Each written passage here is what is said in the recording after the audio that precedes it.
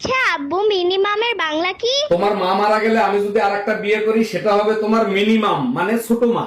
আজকে বাপ বেটি দুইটারে ঝাঁটা দিয়ে পিটায় ইংলিশ শিখাবো।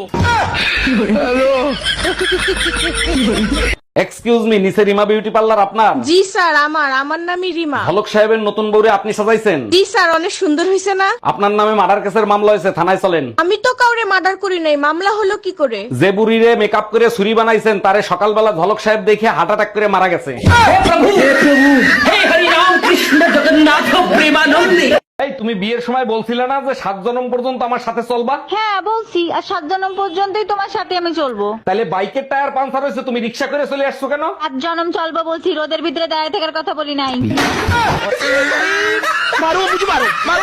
সারাদিন আনো ও আনো, শান্তির দেখা আর পাইলাম না। তুমি এক কাজ করো, শান্তির নাম্বারটা দাও, আমি ফোন করে ডাইকে নিয়ে আসি। দেখো এমনিতেই মাথা নষ্ট হয়ে আছে, আর ঝামেলা ঢুকাইও না। দরজায় তালা মাইরা চাবিটা আমার কাছে দাও, তাইলে আর ঝামেলা ঢুকতে পারবে না। ভাবি, একটা মেয়েরে প্রতিদিন প্রপোজ করি, কোনো উত্তর দেয় না, কি করি বলেন তো? কবি বলেছে, একবার না পারলে দেখো শতবার। আপনি চেষ্টা করতে থাকেন, ফল অবশ্যই পাবেন। এত ধৈর্য আমার নাই, কালকে শেষবারের মতো বলবো টুম্পা আই লাভ ইউ। আপনি টুম্পার এতদিন ধরে প্রপোজ করতেছেন, ও তো জন্ম থেকেই বয়রা।